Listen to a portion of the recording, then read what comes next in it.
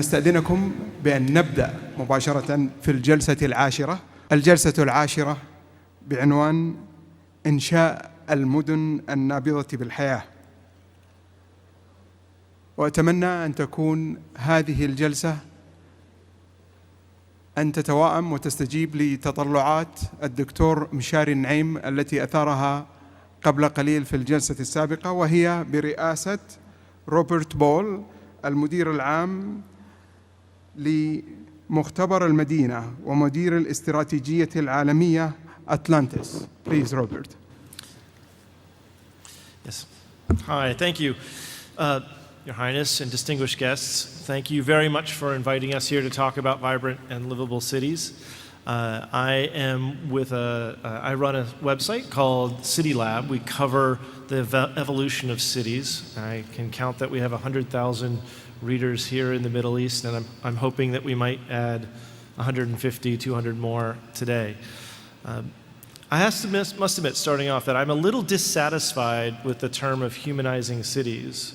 For what are cities but just a collection of people who are trying to come together to make a better life? But I do find it very admirable that you're wrestling with one of the most critical questions of the 21st century, which is how do cities serve people, serve its citizens, versus the other way around. One of the things that we do in our reporting around the world is see that healthy cities that are sustainable, that are resilient, that are prosperous, are ones that engage their citizens, ones that bring the citizens into the conversations and the decisions about the future of those cities. It's moving from the decisions of a few people about the future of cities to the many. And today, you are wrestling with some very challenging and very impressive goals around not only the Vision 2030, but also the humanizing cities as a part of that process. And I think all of us together are coming to the conclusion from this conference and this conversation that more than the greatest asset that Saudi Arabia has is not its wealth or its global position, but its citizens. It's the people who live in cities and the role of the cities of the future. We have 3 speakers today who are going to bring a very unique and interesting perspective about how to make cities vibrant and livable. I will say I'm very pleased to be on stage with all 3 of them.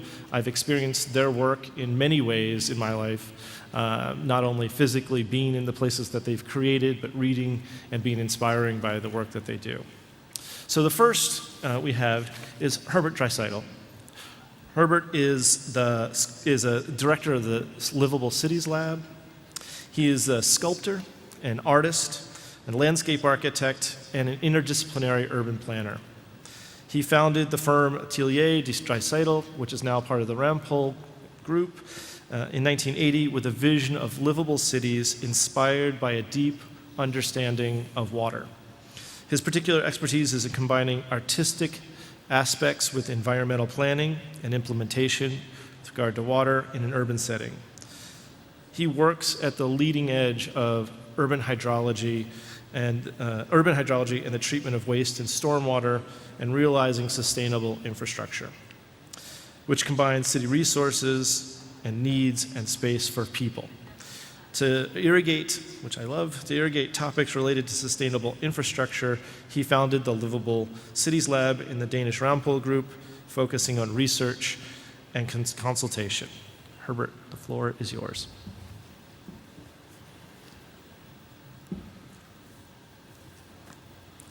Dear Excellence, ladies and gentlemen, thank you very much for this really interesting conference, international conference on humanizing cities. I would like to start a little bit unusual. First, to take us to an experience I personally had to figure out what means for me, personally, livability.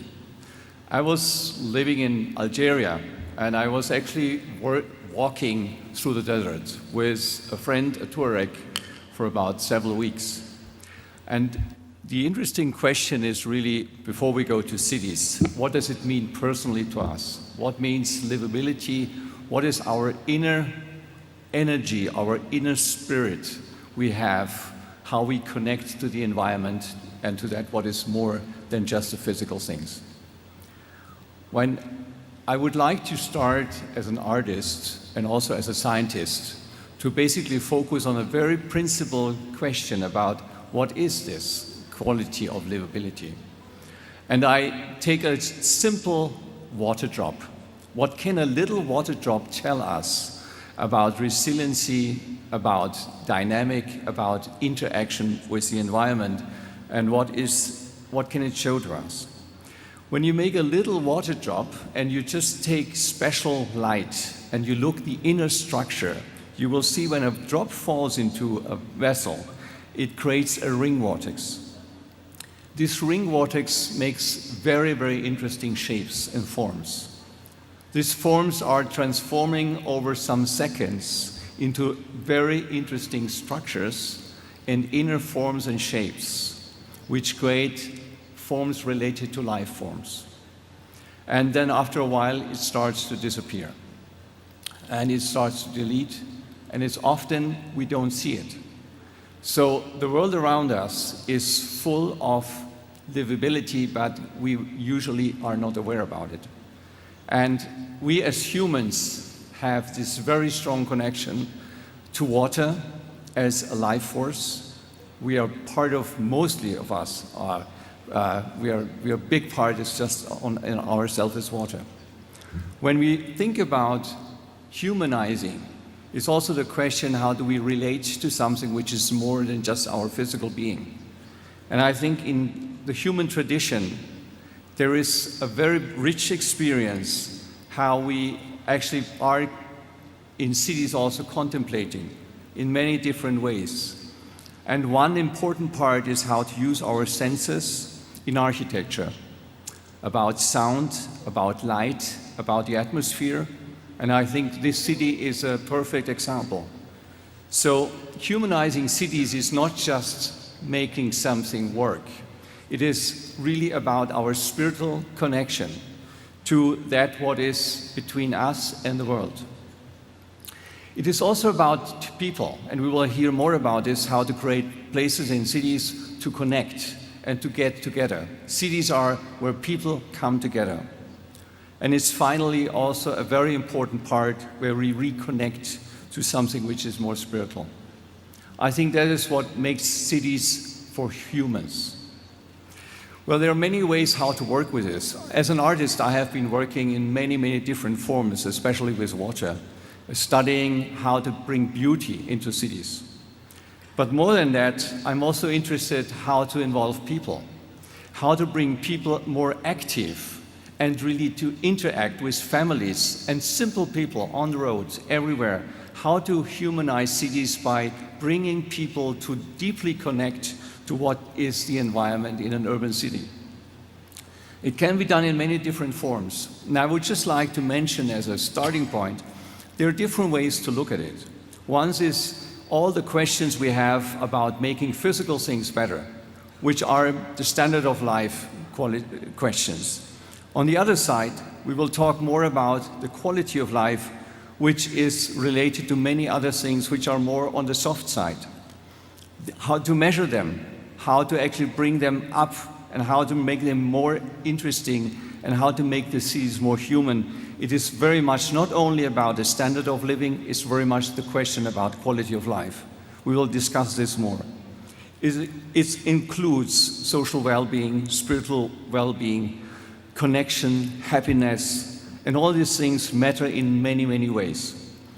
Our cities are getting more and more dense, and we have the problem how to use open spaces or how to create a realm for a spirituality in our cities. But it is important. If we think about all the health problems, and I would like to mention very quickly about some points about health. The health problem we have around the world is that people don't move anymore. People are not educated to eat the right things. We have diabetes, we have overweight, we have many children in this world are already having problems with diabetes and other things. We can fight against that in making our cities more human. by bringing people more out, bringing people more walking, and really having more the environment. Another point I would like to mention on the urban health, more on the psychological side. Depression rates are going up. In many cities we have that people have burnout problems, they cannot work anymore. So cities are not anymore containing the qualities to humanize, but just the opposite. There are many points how to come up with better solutions for that. If we just look at depression rates around the world, about mental questions, just make a short break.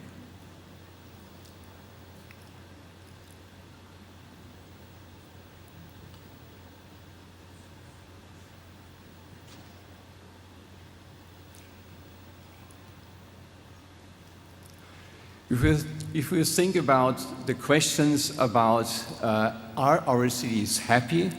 Are they creating a kind of atmosphere where people enjoy life? Or are the work and the leisure situations so that people are depressed? We have to create cities more alive and more better so that we have less depression rates. Environmental problems, air quality. We can do so much to make it better. And I would like at the end in my presentation to come up with some ways of solutions. For example, we can see that, especially in many regions about climate change, that we have longer dry periods without any rain. And when rain comes, it is so much at once that we lose all the water into the ocean. How to create actually better city situations. And we can bring environmental topics together with livability topics. This can be actually combined, in much better ways. And it's how to create actually livable cities and humanizing cities in a way that we also take the environment more in the cities.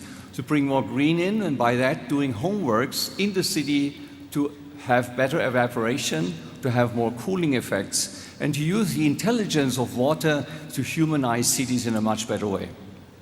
Some examples I had my personal experience. For example, the center of Berlin is collecting every drop of rainwater, is recycling the water, using grey water technologies, and bringing water as in the public realm as a kind of inspiration to make the cities more vibrant and more alive, and to bring beauty in the cities back, not just technology.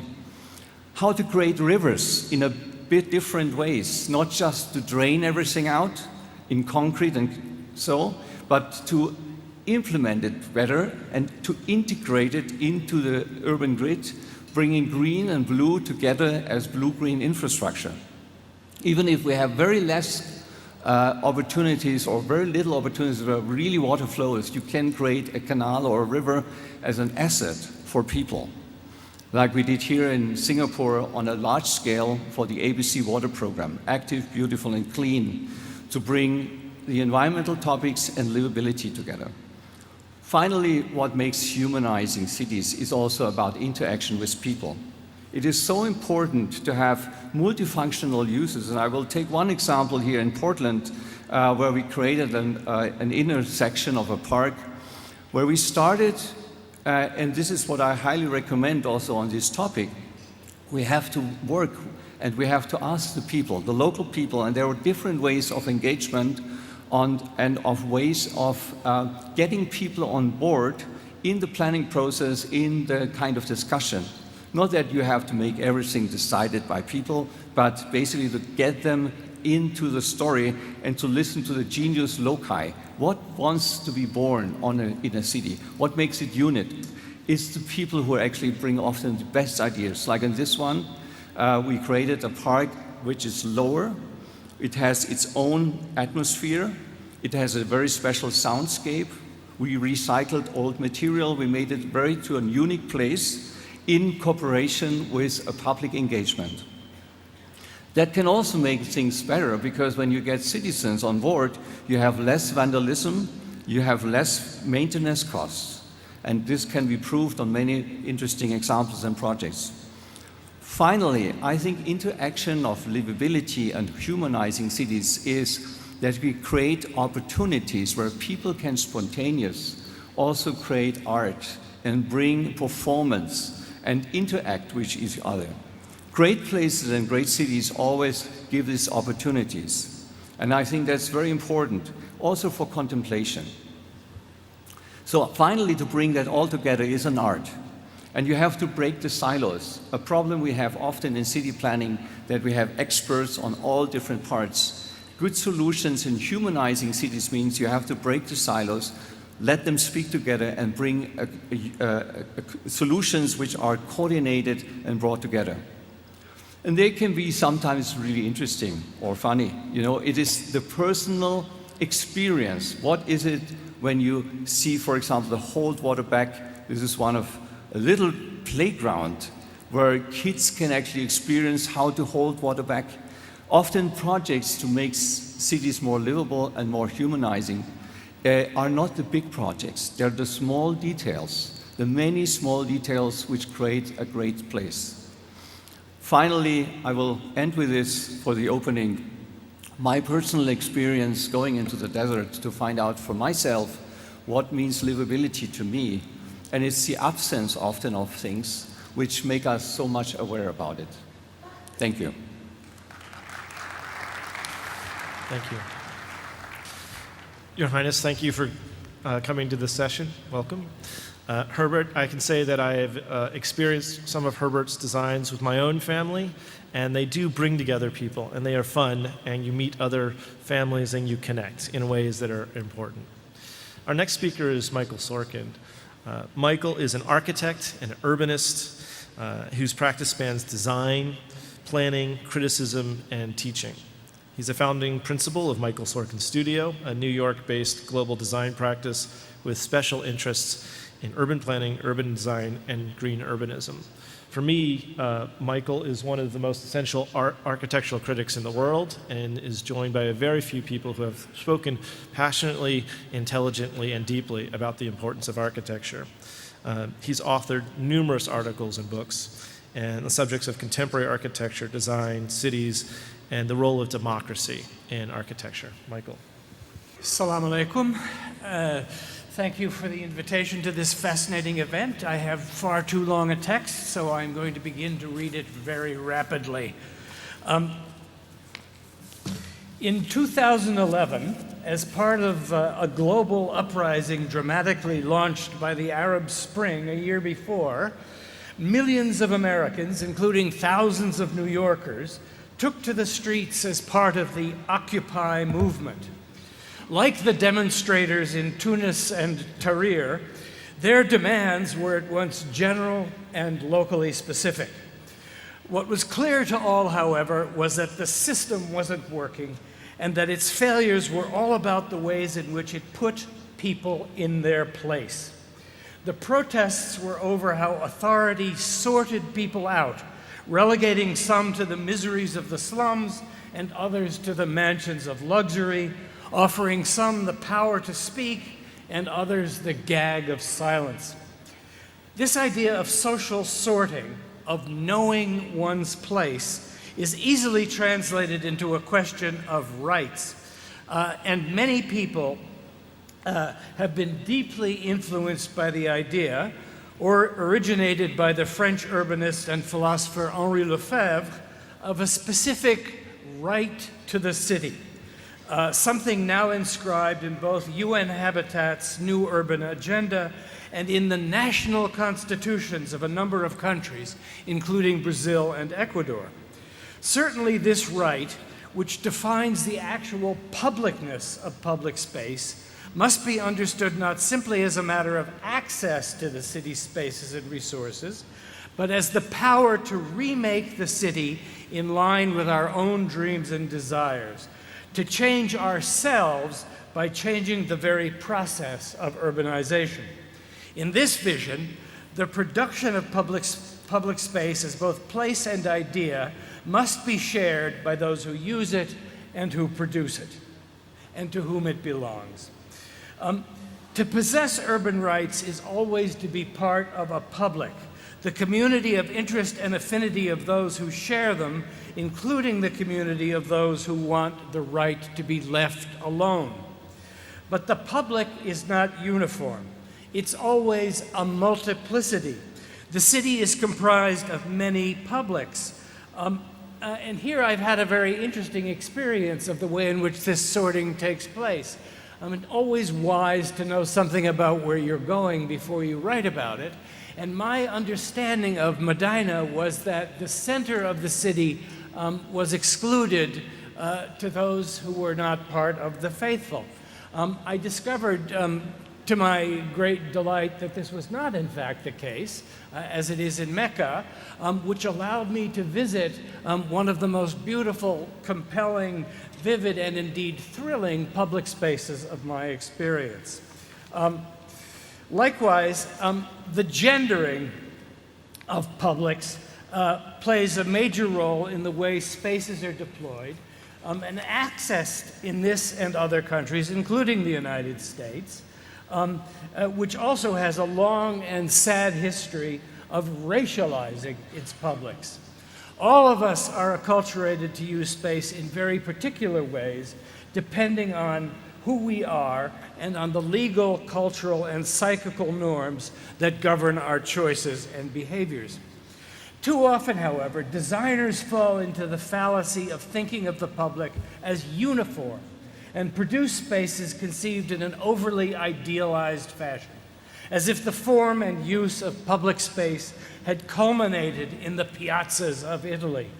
In this homogenizing view, the task is to inscribe such successful spaces in cities around the world, something we see more and more of. However, by taking these places out of the context that gave them their meaning, they become generic and impoverished. To be sure, we have a lot to learn from these originals. They have endured as models, both because they are beautiful in the eyes of a multitude and because of the breadth of their performativity, their continuing capacity to accommodate diverse publics engaged in a variety of activities, from couples sharing cappuccinos in cafes, to strollers moving about in the shade of their built peripheries, to skateboarders challenging the pavement, to the insane, highly ritualized and theatrical horse racing of the Palio in the Piazza del Campo in Siena, the greatest and one of the most imitated of them all. The successful activization of public space clearly depends on forces and habits beyond morphology, and their success at attracting people can take unexpected forms. For example, there's a place in Manhattan called Zuccotti Park that became the central encampment of the Occupy Wall Street protesters. The park is the size of a city block and not particularly distinguished architecturally. What set it apart, however, is its legal status. Over the years, New York City has devised a series of instruments to induce private developers to create public spaces via a trade-off or bonus system. In this case, the city relaxed existing zoning regulations to permit a much larger building than otherwise legally allowed in exchange for the construction of a park on an adjacent lot. These localized so-called public-private partnerships can sometimes produce useful civic results, but always abrogate something fundamental in democratic culture by making the right to the city dependent on the ability to make a specific deal. This has the corollary effect that in an environment in which no deals are to be had, rights are lost. Public space always embodies vital information about how a given society shares its wealth, and it's no coincidence that these partnerships tend to flourish in already wealthy parts of town. The deal that created Zuccotti Park, however, had an unusual and clearly unanticipated side effect. Because the place was privately created and managed, it was not subject to the usual regulations found in fully public parks. The original covenants that governed the space had failed to stipulate fixed hours of operation, and it was thus legally open around the clock, which allowed its 24-hour occupation by the demonstrators. To the chagrin of many, this private space was effectively more public than the legally public spaces actually owned by the city, and became a permanent camp for a raucous and well-organized group of protesters who were there to denounce the behavior of the very bankers and brokers in the building that had bought its right to look down on them by providing the park. By definition, then, public space is defined by the rights and benefits it offers, to whom and on what terms. There has been an especially lively debate over the past few decades about a ubiquitous form of public space that has blurred the boundaries between public and private, the shopping mall. In many places, malls have taken over the roles formerly played by public streets. Unlike Zuccotti Park, however, their private status is generally unambiguous, and American shopping malls have been largely able to enforce strong restrictions against demonstrations and other expressions of free speech, handing out leaflets, collecting names on petitions, labor picketing, simply hanging out, and so on, that are otherwise protected in our public realm. The problem is not in the necessary distinction between the activities that are proper to private and public spaces, which are always codependent and mutually produce each other. Rather, the issue is that malls have so often caused the replacement of street environments that have been unable to compete economically, and the resulting loss of situations and possibilities that are particular to the street, an indispensable bulwark of urbanity. At the mall, public life is reduced to a commercial transaction, generally with some transnational retailer, winnowing the choices that mark a genuinely public realm. Clearly, too, the mall, in its nearly identical incarnations in Dubai, Beijing, or Beverly Hills, is a very different character from a traditional public market or souk. Much of this has to do with the individuation, surveillance, and control, but also with a certain level of chaos and bustle that's vital to a vibrant public realm. To be sure, the North Korean mass games or WrestleMania are public events, but depend on a lack of exchange and a high level of passivity, often manufactured as spontaneous enthusiasm to structure the public experience. A slide out of sequence, excuse me. Cities are engines for bringing people together, and the good city orchestrates a dialectic between private and public behaviors. Public space is the great territory, not just for interaction or convenience, but for organizing and supporting differences among people. Good cities manage the relationship between ourselves as individuals and as parts of publics in ways that not simply minimize the abrogation of our individual prerogatives, but also protect and open up new possibilities to share. For example, one important quality of public space is that it produces accidents. Cities are juxtaposition machines, engines for bringing people together, and their importance, indeed their nature, grows from the way in which they allow us to enjoy both regularity and surprises. This means that the good city will maximize happy accidents and minimize those that cause distress. The discovery of a delightful new route, or an unexpected cafe within a familiar territory, or the chance encounter with an old friend are things that a good city makes possible uniquely. I think I have passed my 10 minutes, but as a designer with a long interest in shaping the public space of the city, I've engaged questions of space in various ways over the years. And rather than patronize you with unrequested advice, I'd like to very quickly show you a few designs we've done that beg some questions for public space in general, which I hope will have some resonance for Saudi Arabia as it accelerates through what is surely going to be one of the most fascinating cultural and spatial transformations of the age. The question for everyone working on this is whether the country will find innovative ways of taking advantage of being a late and uneven modernizer to avoid predecessor mistakes and adapt a wide range of artistic, technological, and social innovations to its advantage. While I barely know Saudi Arabia, I can see the scale of both the opportunity and the danger.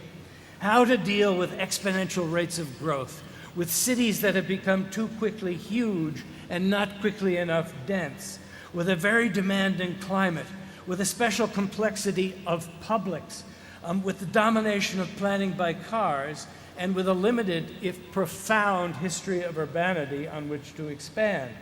In solving these problems, I truly believe Saudi Arabia has an opportunity to teach the world.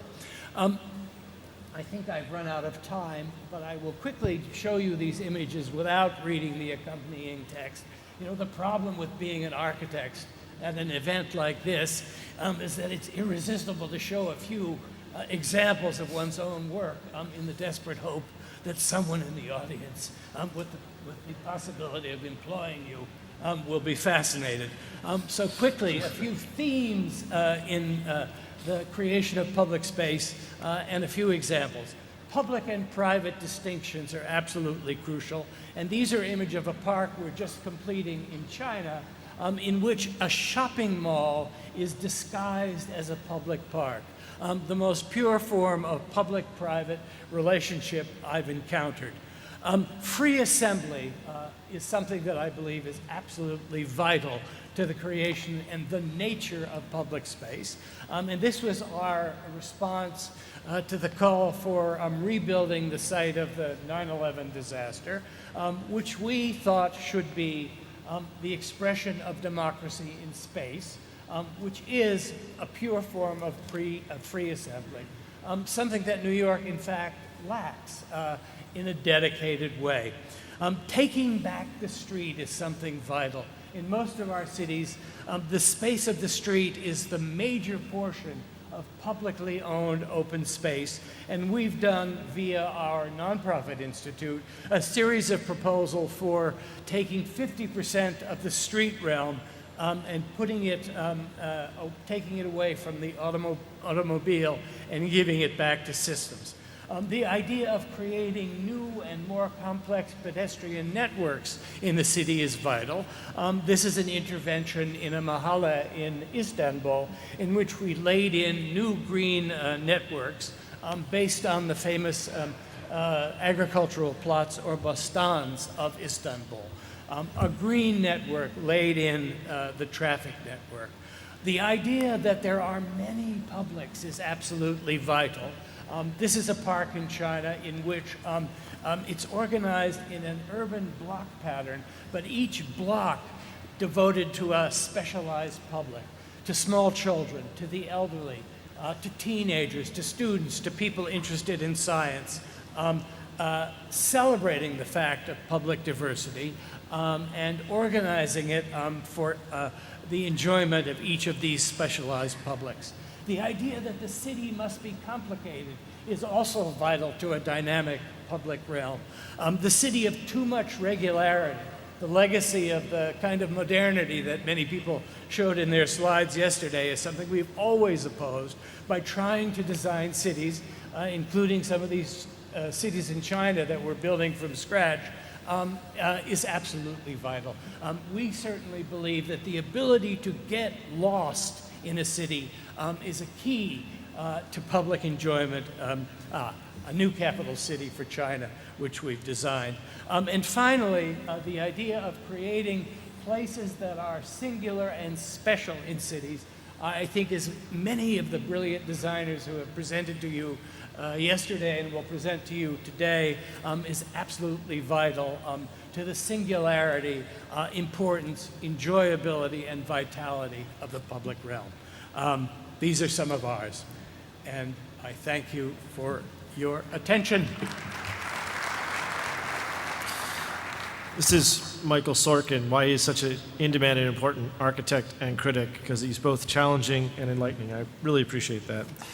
The last speaker today is Fred Kent. Fred is the founder and president of the Project for Public Spaces. He's a leading authority on revitalizing city spaces and one of the foremost thinkers in livability, smart growth, and the future of cities. As the founder and president of the Project for Public Spaces, he's worked on hundreds of projects, Bryant Park, Rockefeller Center, Times Square in New York. He's worked in Cape Town, in Harvard, in Cambridge, Massachusetts, in Detroit, in Vancouver. And if I went through the list, we'd be here all day. He's led trainings across the world. That's good. led training for audiences around the world and has a network of leaders. But the most important thing for me is that Fred, earlier in his life, studied with Margaret Mead and worked with William H. White on the social life of small spaces and the Street Life Project, which was, for me, the foundational text that started me in city planning. So Fred. Great. Actually, I take pride in being a community organizer. A community organizer is not about a discipline. It's about creating a wholeness in wherever you're working. And that's a paradigm shift. And so what I'm going to talk about in a very brief few minutes is placemaking and how we can create systemic change and humanize cities in the process and do it quickly. One of the wonderful things about all of you, we have this, when we go to a city, we're always looking for zealous nuts, people who are passionate about their city. And every person I met last night and the last few days has such a passion about Medina. Well, zealous nuts are people who don't know what they can't do. And that is what cities need.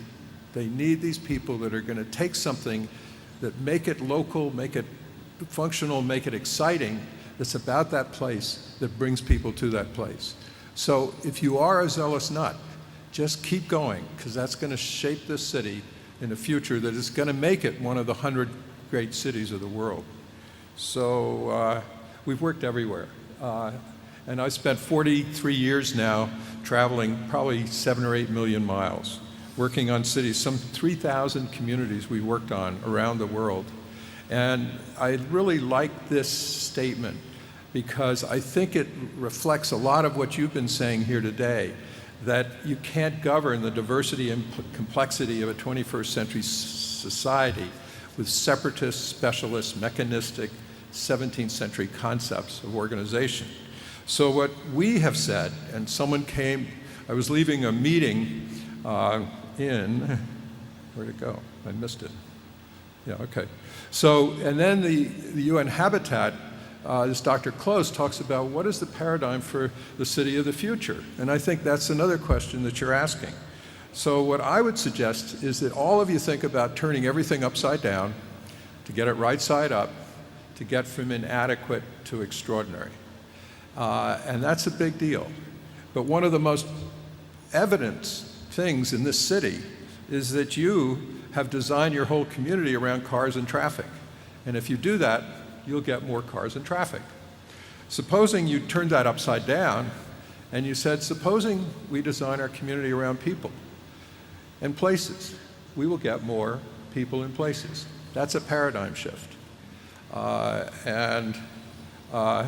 placemaking is a process that can do that. It's a community process, it's natural, it's organic, it localizes, it's economic development, scale to each community, creates social and political capital, and the outcomes are inclusive, healthy, sustainable, viable communities. Architecture, if architecture is frozen music and urban planning is composition, placemaking is improvisational street performance. And that's what makes a city come alive. It's that improvisation that happens when people come together in places where they can do things that are spontaneous. So we did that. We've done it in a lot of places. But Detroit is the place that really we've had the biggest impact. We made it happen in a very short period of time. Detroit in 1917 looked like this. It was one of the most bustling cities in North America. But then, 90 years later, it looked like that. That statue in the middle of this picture did not move, I promise you. And there it is. So the before and after, and now there's a new after. We were brought in at the end of the last century, about 2001, and we started laying the groundwork for the future of Detroit. But what really happened is this fellow, Dan Gilbert, who owns something called Quicken Loans, bought 95 buildings at 20 cents on the dollar in downtown Detroit, and we were asked to do a master plan. And we don't do master plans. We think they're a waste of time. We do placemaking plans. A placemaking plan is something you can begin to do right away. So this is an announcement in 2013 of a placemaking plan to 400 people in downtown Detroit. And in 3 months, we implemented it. And we created, through programming and activation, these kinds of activities that, and the month we activated it, we put in a beach in the center of Detroit. And this was put in the same month that Detroit declared bankruptcy. So you see this sort of downside, and then all of a sudden, as hit the bottom, the beach comes in as a symbol of the future. And a beach and a beer garden. So a beach and a beer garden go beautifully together. But it's year-round. I mean, there's actually skating in the winter. It's just one of those crazy, wonderful places that everyone comes to and has to be there on a regular basis. So how do you do this? The strategy for implementation. And when I called Dan Gilbert a zealous nut, that became his driving force. He loved the term lighter, quicker, cheaper. Short term is 1 to 4 months, long term is 2 years. Anything outside of that is irrelevant. If you can move everything to where you can get things to happen quickly, you can begin to affect change fundamentally, substantially, and it can be locally based. And so you create these energetic anchors of activity, which are, we call it the power of 10. So if you take your main square and you activate that, but then you think of that whole street from one mosque to the next, and you create 10 places there, and each of those 10 places has 10 places within it and 10 things to do. So it's having people do things that make something happen. So then you use social media, you make it a movable feast, you get life on the streets, and you bring the inside out. So here's your heart of the city. This is your future. To get something to happen here, literally within months, through activations, through community engagement, through allowing activities to happen there, to program it, to manage that space, not just to make it clean and sweep it and that kind of stuff. That's nothing.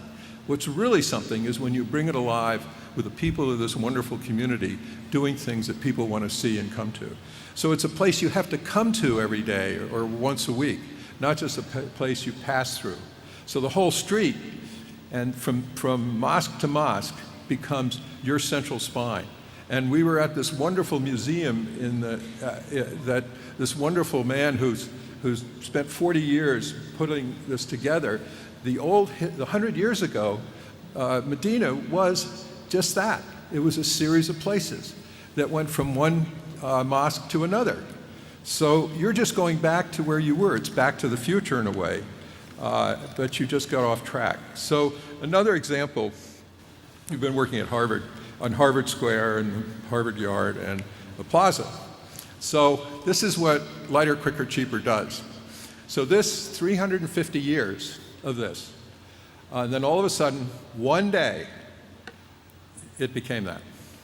One day. People came out of their buildings and there were all these chairs. Now look at those chairs a little bit, because some you can lean back on, some you sit up straight, some you could put your feet on. So it's this little subtle thing that a place can become usable and incredibly engaging. So things started to happen here that hadn't happened in 350 years. And so this kind of change, then we took it to another place, which is this vast empty plaza over a road that in about 3 months became the main square of Harvard. So you break it down into different destinations, and you have a program of uses for each of them. You don't know what you're going to end up with. You can't possibly know what you're going to end up with, because as people come into this space, they're going to start using it in ways that they find it functional for them. But you can lay it out, and you can begin that process. So this is what we did. It's basically a bunch of food trucks and some seating. Now, the problem, though, is we had a landscape architect who thought he knew how to design benches, okay? So these benches don't work, but he thought they were incredibly ergonomic, incredibly expensive. So we had to get bean bags to have people use those benches, even to the point where people would use a bean bag on top of the bench to make it comfortable. So, but then this is all programming, and it goes on year-round with all kinds of different activities going on, and it became the heart of the Harvard-Cambridge community, the university and the city. And it's thriving, and people come there, and you know what the benchmark is? The benchmark is how many times you meet someone else in that place. That's the benchmark. So it's a phenomenal success. So what I'm really getting at is we need a whole new system of change. And by doing these demonstration projects like your main square and a series of other places in this city, quickly working with the community, you can actually have a big impact. But then you need a movement. You need to build a whole coalition of people that are going to help to make that happen. And then you need to create systemic change, because the obstacles are enormous for that. And so what we've done is we have this Placemaking Leadership Council with now 2,000 people around the world who are committed activists, committed zealous nuts. And they're mostly young people. They're 30, 40-year-olds who are creating change in the communities they're working in. So there's a kind of convergence going on where the idea of place, the place like the heart of your community, the place like the heart of a neighborhood, and you add that all up, and this idea of place then enhances and allows all these other things to happen. Climate change, arts and culture, urban equity, community engagement, local economies, public health, historic preservation. All of these benefit from these places that become sacred to the people in their communities. So these are the things that are the obstacles. How do you create architecture of place? How do you allow or create the creative placemaking that's community-led? Enormous talent in communities everywhere. About equity, inclusion, about place governance. Big deal is changing government to be place-focused or place-led. About innovation and entrepreneurship. It naturally happens in these vital places if you create the foundation for that to happen. About economic restructuring. You're really taking the whole structure of a community and turning it upside down so that it has so many more dimensions than a lot of what cities are trying to do. About markets, about local food system, local economies, about public health, rural economies, transportation, streets as places. That's a paradigm shift. So all of these things come together if you realize that each of these systems that we've set up needs to be turned upside down. So really what's going on is that we all want to be nourished by creating wholeness for our lives. Thank you. Thank you, Fred. The last moderator, I think, did a wonderful job of managing questions, so I'm going to follow exactly what he did. We're going to have a question, if there's a question from the middle, and a question from the left, my left, and a question from the right. We're told by the organizers to spend some time having this conversation, And so if there are a number of questions, we really do want to engage in a dialogue and maybe even a debate. So a question from the center. Your Highness.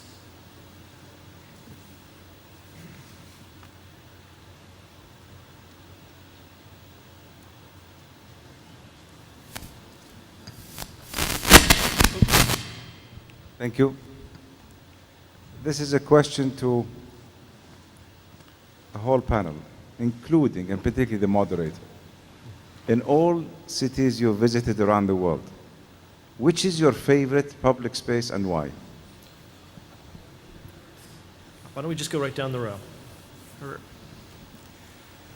Well, the favorite places, I would just spontaneously, if I one, okay. Oh, tough.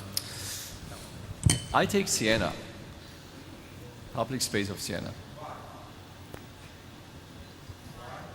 Why? What I like is actually the asymmetry of the place, the sculptural form of that place. You know, it has a dramatic slope. It has a very interesting composition of this beautiful building in the middle, Pentagon, and the whole composition, how it is surrounded, and how multifunctional the place is, and the proportion of the scale of this space is fascinating. And you cannot copy it so easily. I think it fits there very well. You asked a particular question about favorite. I would have to say my favorite space is a street in Portland, Oregon, where I used to live, called the Alberta Arts District. It was intimate, it was small. I saw my friends along it. I ran into other families when I had young children there. It had a cafe that you could sit on the weekends and you could do your work or read your email or read the paper. It felt intimate and small, but up and down the street there were people that we knew, places that felt like home, and it felt like an extension of my home. I've been to wonderful, wonderful places, dramatic places, and they inspire me, but that was my favorite place. Let me give a slightly different example. You know, beloved as Central Park or the Piazza Navona may be. I'm going to choose a network, which is the irregular street pattern of Greenwich Village in New York City, which is preeminently a public space. But to extend my argument about getting lost, I've noticed a very interesting phenomenon in this public space, which is it's not very extensive. It's a rare pattern of a medieval pattern in the midst of rational New York. And I lived there for 30 years and noticed that all of my neighbors were not quite the masters of this space. Everybody was one or two streets short from being able to competently give you directions, which meant, I thought, that people were retaining the right to become a little bit lost and a little bit confused within this space. So it was a public space that, due to its complexity, engendered surprises and constantly renewed the possibility of experience within it. So my favorite public space is the New York City subway system on a Saturday morning, where I can get on a car and I can look at everyone on that car, and I'm going to see someone from every part of the world. And my fantasy is to go to each one of them and ask them, what did your grandmother and grandfather do? And where did they live? And I would have the world covered. So if you take that idea and then you move it to Union Square in New York City, you're going to get one of the most diverse, complex, dynamic places anywhere in the world, and you'll find everyone in the world coming there. And the best public spaces allow erratic, unusual behavior, because people who are a little bit crazy like to show their craziness, and they like to be in a place where people can kind of watch them and enjoy that, so that everyone realizes that they themselves are maybe a little too normal. And they want to break out of that normality and become a little bit more open and more dynamic in the environments that they're in. So public spaces create opportunities for people to become different people, to become part of a different world, to be connected. You can't hate people when you're around people from everywhere. That's what makes these places really great. And you have a series of squares here. If you bring back the squares that you had 100 years ago, that'll make this city really great. May I respond to that briefly? I mean, good answer. I ride the subway a couple of times a week from my studio to the university. And one of the things that increasingly strikes me on the subway is that I am often, and this goes for the elevator going down as well, that I am often the only person in the car who is not attached to some electronic device. One of the things we haven't yet discussed at this conference is the way in which this global, as it were, shared space is interrupting the physical presentness of traditional public spaces. And this is one of the points I was trying to make and say we all reference, Siena or Central Park, but the attachment of people to this disembodying space is something profound and something that I think we need to address because it's perilous. Well, I'm going to take a moderator's privilege here because I had a question prepared on this subject. So young urbanists from around the world are actually leveraging the power of technology. There's not only is a tool to make better decisions for city managers, but as a way to help contextualize space. And so the question I have is that in this frame of technology, humanizing cities is becoming about providing context for individuals, not neighborhoods. This means helping people move across the city, helping people anticipate the person's needs based on their interests, on their location and context, and even customizing services for the city. As an example, I know that you like coffee or you like tea. You're moving across the city, you may be thirsty, here's a place that you can go and get tea, and you can sit down with your friends at this. So let me ask the panel for a very brief question or answer, because I'd like to get to the audience. Where do you see the value of technology in the role of humanizing cities? I absolutely agree with you, Michael, that I sometimes myself am there, but there is a potential that we get beyond the notion of technology as taking space away from us. But what is the role in humanizing cities, and how should Saudi cities and communities invest in technology to make cities more responsive to their citizens? And Fred, I think I know what your answer is. What I think the real focus ought to be in a public space is to make it so interesting that you don't want to get on your device, or you go to that place to pretend you're on the device, but you're really looking around at the same time. You're taking it all in. So when you start seeing the way people use their device, or not use it, but use it as a hook to be in that place, that opens up all kinds of possibilities for people. So I think there's been a positive aspect of it that does bring people. They can go to their public space. They don't have to wait at home for a phone call. So I think there's a very good positive stuff to it. But I love to watch people not use their machine. Michael, do you want to add anything? Only to say that I'm something of a smart city skeptic. Makes me nervous. I mean, it's the Facebook problem. We've all confronted the fact that this social network, in fact, turned out to be the largest data gathering and spying network in the history of the planet. So this is a Janus we have to confront. Too much of smart city technology at this point is about surveillance and data gathering by faceless forces. Certainly, technology is important in effective management. But we, I think, need to focus on the technologies that achieve results that we can state as being desirable. Environmental management, obviously mitigating the bad effects of traffic. But the general surveillance the sale of this technology, its utilization simply to sell people things, I think that's the direction it's going, and we need to be very wary. Herbert. I think technology can be used in a very smart way to make interaction between people and places. But it should be an instrument which you can use and not the other way around, that the technology dictates the behavior of people.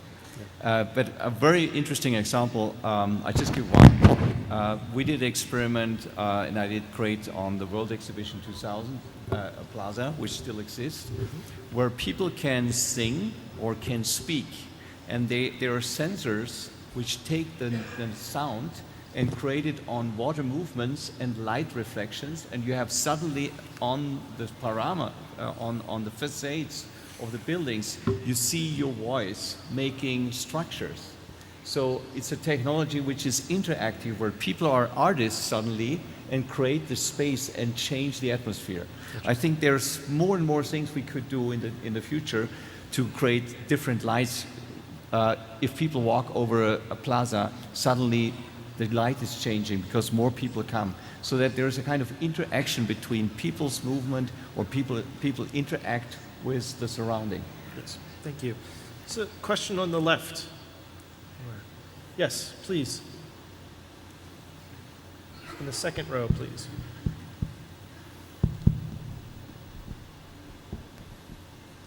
السلام عليكم ورحمة الله. شكرا لكم على هذه الجلسة القيمة. اسمي إيمان عزام، وكيلة كلية الحقوق بجامعة طيبة وعضو المجلس البلدي. ذكرتم في الجلسة 3 عناصر تعتبر أساسية في أنسنة المدن. العنصر الأول اللي هو التصميم الإبداعي المبتكر، وعنصر استغلال الطبيعة بمواد غير مكلفة تسهل أو يعني تحويل بعض المسارات وإضافة بعض الأفكار لتسهل في استخدامها أو استخدام الإنسان لها. والنقطة الثالثة ذكرتم أيضاً عمل تغييرات ممنهجة أو فعاليات جاذبة تسمح بأن نرى كل يوم شخص جديد في المكان. السؤال هو ما هي الجهة المسؤولة عن أولاً وثالثاً، يعني عن التصميم الإبداعي المبتكر ثم عمل الفعاليات هذه الجاذبة؟ في الأغلب أنه المهمة مختلفة وتحتاج ناس تخصص مختلف. كيف يمكن إدارة الجهتين وتحقيق التنسيق والتكامل في أنسنة المدن؟ وما هي الجهة المختصة في الغرب عن هذا الموضوع؟ وكيف يمكن أيضاً أو هل يتم مشاركة القطاع الخاص في أعمال أنسنة المدن، وكيف يتم ذلك؟ شكراً لكم. Can I answer that? Yeah. Design as well is Design is really overrated. The best people to do this are stage set designers, people who run circuses, who can manage all kinds of activities coming into a space so that the programming may change morning, noon, and night, maybe over the weekend. So design actually becomes more important because it's about the actual activity that supports the activity, but it needs to be constantly changing. So whenever I hear someone say, we got to go get an architect to do a design of a public space, I cringe, because the real life of that public space is going to come from people using it and the activities they'd like to be doing to participate in it, and how they begin to connect with other people in spontaneous ways. Serendipity is the absolute goal of every public space, to have serendipitous moments for everyone in that space, to be alert, to be alive, to see something, to be engaged, to want to come back, to go back home with a new way of thinking. It's the most democratizing way. The ultimate goal is really a broad democratization of society around their lives, around their future, around their aspirations. And it happens in the public realm. I'd like to go to a question on the right, if there's a question. Yes, please. Roger Harrison, Saudi Gazette. Over the last couple of days, I've been fascinated to hear the conference gradually drawing itself to the point we're at now. The distinction between place and space. Space being an area, place being space with people in it. And without people, spaces do not become places. And places happen because people want them to happen. Referring to our last question, I hear organization, I hear delivery. Going back to yesterday, delivering, to quote you, 17th century concepts of delivering spaces to cities is not the same as delivering places to cities. And central to all this is the engagement of human beings in their city. And again, referring to the last very good question, how do you make this happen? I've got the feeling you just let it happen. Look around amongst the community. Who's got some ideas? What can we put there?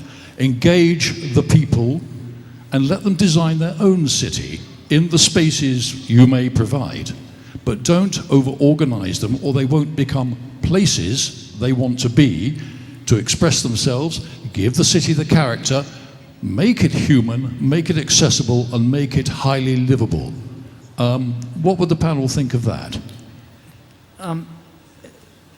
Referring also to the last question, which was a succinct and very good one, I think, and wanting to defend a little bit the expertise of architects and designers, one of the things that sort of modernism proposed to us was that it was possible to conceive of and construct cities all at once. But one of the things that the great genius of great cities entails is that they are memory banks, that cities accumulate. So the idea that a city is the product of successive designs which find the form of their own compatibility in the same way that the residents of cities find the form of their own compatibility, I think is very important. So the idea that cities are historic, that they are accumulators of memory, that they are complicated, and that they are subject to interpretation, I think is very important. But to exclude brilliant designers like our colleagues here, I think is a mistake. I think people need to be empowered to retain the services of designers. People I don't think want necessarily to be architects, but they would like to have the services of architects who can execute ideas that may be a little inchoate or which the average citizen simply doesn't have the expertise to execute. Fred is a great apostle of spontaneous forms of intervention, but nevertheless, he appears with his team in 4,000 cities around the world in order to offer a certain level of expertise. It may be a slightly different form of expertise than what a traditional architect has. Nevertheless, his accumulated knowledge, I think, is of value to people who are seeking to improve their cities. So this relationship between experts, artists, and ordinary citizens is the vital factor in the shaping, I would say, of humanized cities. So I had a very special moment in my life. We wrote a book, Kathy Madden over here and I are partners and someone else. And the book was How to Turn a Place Around. And we had 11 principles. And the first principle is that community is the expert. And once we said that, it released us from being the expert to being a facilitator, an enabler, a supporter, a motivator. And that whole thing changed us because we can come to your main square here and we don't know what to do, but you do. So how do you bring that all into that place and give it the richness that you all have here and make it come alive? We can offer help to do that because we've been to thousands of squares. But in the end, it has to be yours. And only then will it be great. Herbert, do you want to respond too? Yeah, I think these are really two very, very central questions about how space and places are created and how they are great. And I would like to bring one more idea or one thing in, is really we only can create the frame conditions in a way that we can say, okay, we can imagine in the future people might use this place so and so. If we create the frame conditions together with the genius loci, what people actually can imagine what could happen in this place in the future, then it will become a great place. Because the real performance is something we can only imagine how these places can be used. And we have to create it so that you allow spontaneous, that next generation will rediscover and use the place even different. I was totally surprised on a lot of my projects how people use this. I could never have imagined, what they made out of it. And I think that's really what is exciting about keeping things open for spontaneous, for spontaneous new impulses which come up out of the society. And I think that is very, very important to give that freedom. There are a number of questions. I see hands raised. I want to give an eye towards my interlocutor, Marie, and see if we can keep on going. There's a yes, which is good. I'm going to go back to the middle. Gentlemen, please, sir. A microphone to the middle, please. Oh, perfect. And then Okay, we'll do Farhad Bashkandi. Most of the example that we saw today was a center of tourist attraction, which expect a lot of people to make that place alive. We did not see example of new community, how we made it livable. One of the big problem, as we read before, the failure of American City, came from that all this area was dead because socially people are apart from each other. After the failure of modern movement and the postmodern came, and they tell people to go back to religion, to make them together. I found that all the effort has been done in the new area, in the local area. It was a failure. We could not bring people to this. I saw a lot of architectural magazine where we present open spaces, but it was very hard to bring people to it. Is that true? Well, the way I would approach it is you always start with the public spaces, and then you create architecture that supports those public spaces and uses. You don't know what you're going to end up with, so you create a platform, and then through programming and managing and activations and maybe you put a playground in, maybe you put a market, maybe you put I don't know, a ball game, but then a year later you change it. And eventually you'll find out what it is that community needs. So it's an exercise that might take a year or two to get to where, aha, we are now pretty close to what that community will want to be or want to happen there. So it's an iterative process. If you say we're going to put these trees here and these benches here, and there are a lot of places like that where you occupy the space with elements that don't function. So it's really making that place available for people to come and make it theirs. We may be here all day. Michael, would you like to respond? Because there's a... Sure. I mean, I had a little trouble hearing, but the idea of neighborhood has been mentioned repeatedly in this conference. And I think looking at a public space in isolation from the larger ecology of a neighborhood maybe not quite getting to the root of the problem and to the source of the solution. So we in our practice are very interested in the idea of complete neighborhoods. Neighborhoods that are thought through in terms of essentially providing all the necessities of everyday life within walking distance of your residence. So a neighborhood that includes a place to live, a place to work, a place to get your education, commercial activity, recreational life, a certain series of public spaces, connectivity. I think you need to generate the kind of completeness of the ecology rather than looking at places in isolation. Lots of people referred to Jane Jacobs, our patron saint, yesterday, and I think this is the core of her message, is that neighborhoods function to the degree that they have a transforming and complete local ecology. And I think looking at each of these elements in isolation is a formula for failure.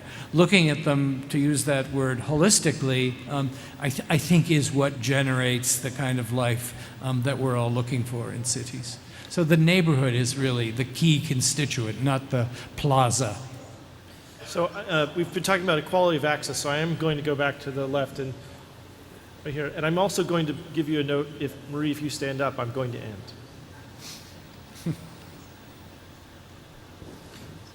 Go. Oh, sorry.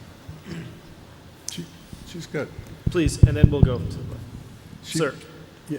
Please. Me? Mr. Okay. Well, hydrology question. A very good thing to make a landscaping, that means for the bottom of the valley. But sometimes when you had a limit cross-section for that valley, surrounding with a high building or properties for the private sectors, to expropriate that building, it costs you a lot. So you need to maximize the velocity of this discharge you have. In this case, I think you couldn't make that mean planting inside or planting that mean the valley, the bottom of the valley, and you make a crushed stone or the stone inside that one. You need to use cementing, that means the sides, to minimize the friction, to that mean make the velocity very high in that valley, to discharge all that mean the water coming through that valley. Is there any solution for these cases? This is my question. Yeah, I think I have to be very careful with giving a straight answer because I have some experience in arid zones, but actually not in this specific case. But the research we do also in our teams is to go away from hard engineering, to use everywhere concrete, because what it does, basically you speed up the water and there's no infiltration, there's no connection to the ground and no to any root systems. And I think if we just look at the natural bodies in, I have been working in the Emirates and in Algeria, there is a kind of resiliency of a bigger body where the water can actually expand or contract. It depends how much water there is. And with different technologies in bioengineering, you can stabilize the riverbanks so that you don't have too much erosion. I think that's the future. Because to make everything in concrete, you have a problem, bad water quality, it's too warm, too hot, because it's heating up very much. It's speeding out very quick, and you don't take actually in the opportunity that if it rains very rarely and you get the water in, that it sucks into the ground, and that you have the vegetation connected to this. The last point I would like to mention here, that the corridors for streams and rivers are very important for biodiversity, also in arid zones, and they are perfect for people to reconnect to the environment. Because I think that's a very important part. The streams and bodies, and they are connecting, they are the language of the landscape, and the language also of connecting us to something which is more than just a location.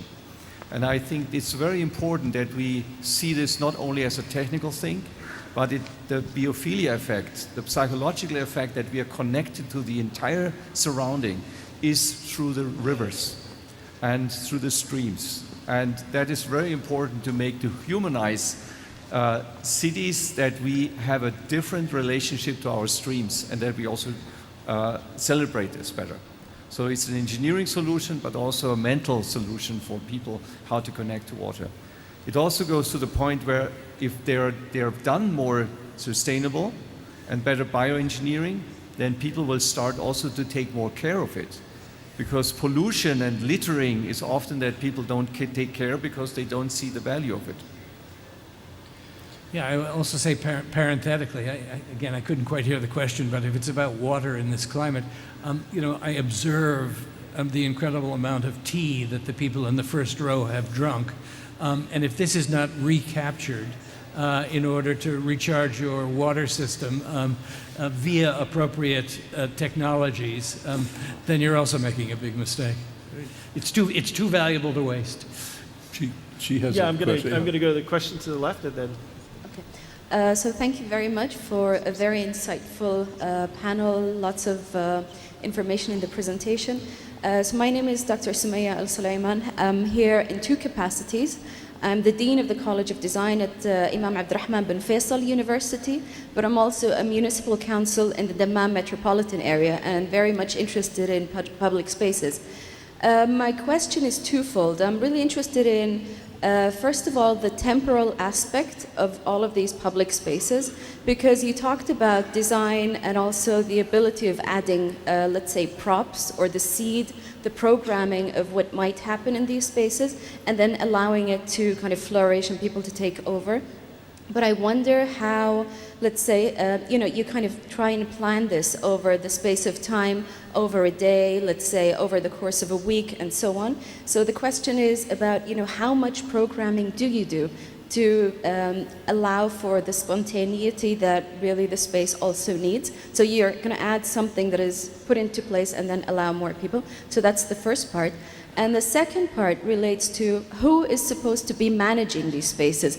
Who is the best entity in the city to do that? Because you do not want, it's like, death by committee. You don't want this to be, the project of bureaucrats. Who should do this to keep these spaces alive? Thank you. Great question. Fred, why don't you start with that? Well, I want to say that there's a lot of design in programming. But it's a different kind of design. And that the programming, the flexibility of that can change morning, noon to night, seasonally, and that's what makes it spontaneous. So you need people who understand that complexity. So the best people in the world are managers of public space, because they have to be very multifaceted. They can't be defined by one discipline. If you hire a designer to do the manager, you'll get more design. But if you hire someone who is, I'm going to say a woman, who has all of the dimensions of life embodied in their soul and their psyche, those people can do wonderful things. Or a team of people can do things. It's a movement. It's not a sole individual. You're not thinking of, I'm the impresario, I do this. I am a facilitator, and I'm going to help all these different people come into that space and make it theirs. I don't know what it needs, but they do. And then eventually it becomes almost self-organizing, because people will respond in ways that are responsible to other people. Then you've got complexity, you've got a place that's alive, that's dynamic, and everyone owns it, and they cannot remember if anyone, when we work in a community, we don't want them to remember us, because it's theirs. They did it, not us. We don't get awards. I don't believe in awards, because it awards an individual or an idea, where if the award really should be to the community that shapes their place. Then you get excellence. That's what we mean by getting to excellence. So I worked for a while for the Undersecretary of Public Diplomacy in the State Department. So I was a diplomat. And so I have to do two things. I have to end the session soon, but this gentleman here has really waited a long time. So I'm going to give him the last word. Thank you. Thank you, Robert. Thank you, the panelists. My name is Abdulaziz Dosri, the chairman of the board of Umran Society, urban planner. My question about the Saudi vision for 2030, which is having the ranking top 3 cities in this kingdom to be competing with the top 100 cities in the world. Can you tell us what's the important issues in the city index to reach to this ranking and compete with the top cities in the world? Because it's a nice chance. We have many mayors here in the Saudi cities, mainly Medina mayor. How we can reach to this ranking top 100 cities in Saudi cities? Mainly we having Medina and Riyadh and Jeddah or Mecca. And is it only for the metropolitan areas, or it can be the small and mid-scale towns? If there is 3 recommendations you can give us in this very rich session, which one you can choose as priority for the Saudi cities? Thank you. So, Highness has suggested that we only have one place. So I'm going to ask the panel very quickly to end this about what the question is: what are the critical drivers of having a Saudi city become one of the top 100 livable cities in the world? What is the 1 or 2 things briefly that you would recommend they focus on? Herbert. My recommendation would be don't copy European or American models. Trust on your own quality you have in your culture. And I think that is a very, very important part that, that I would really recommend to create. I have seen some places here which are absolutely fantastic, like around the mosque. And I think to use this and bring it more into the regions which are more where the people live. So, and to change these places and to make them better, and to involve the people in the process and let them take ownership also, even sometimes from the maintenance, and to create a very strong link between the people and the places. I think that would create a fantastic city. Michael? I have too many answers to this question. I once took. Does everybody know Dharavi, the legendary slum in Mumbai? You know, allegedly the largest slum in Asia. So I once took a tour, you know, with a group of urbanists that was led by community members of this slum. And it was a very interesting tour, both because, on the positive side, because of local development efforts and kind of spontaneous creativity, and also horrifying because of the toxic processes that were undergoing in some of the factories that they had built. But at the end of the tour, the group was gathered together, and the person who led us on the tour said, who was a community member, said, I hope you enjoyed your tour and learned something. And if you enjoyed it, could you please remember to mention us on TripAdvisor? This seems like the wrong approach. I mean, you know, one of the criticisms of LEED, for example, is this checklist mentality slights innovation and creative solutions. So I am very skeptical of this idea of the 100 best cities in the world, whatever that means. But I do have one concrete suggestion, which is put a sidewalk on every street that is actually wide enough to walk on. And I think you will have gone a good distance towards humanizing the city. And again, don't rely on the expert analysis by some quantitative formula that some expert in New York has come up with. You know, who is it who, is it the Dalai Lama who has the idea of gross national happiness? Ask the people in the city whether they're happy, and then you will know, and you will cease to worry about competing with Prague, Fez, or Cleveland. So this city, yes, that's good. Being in this city has been such a thrill for me because people are so outreaching. Every single person that you meet on the street, you can relate to.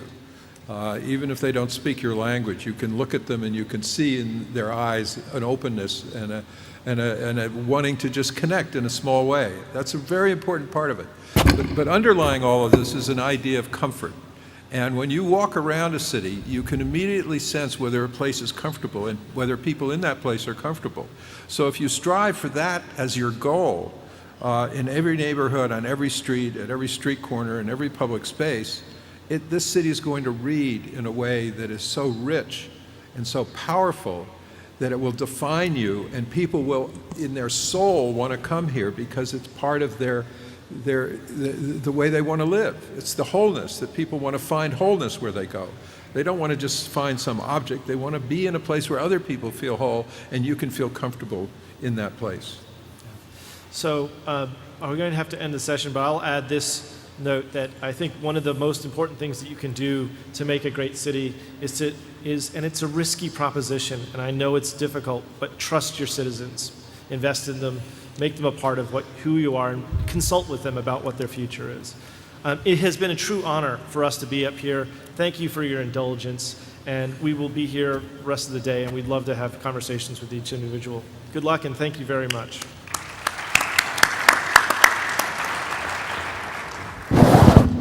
That was a very interesting session. I would like to thank you, Paul, very much for chairing and being a moderator for the session. I'd like to thank Fred, Professor Michael, Herbert for being with us in this session. Thank you very much.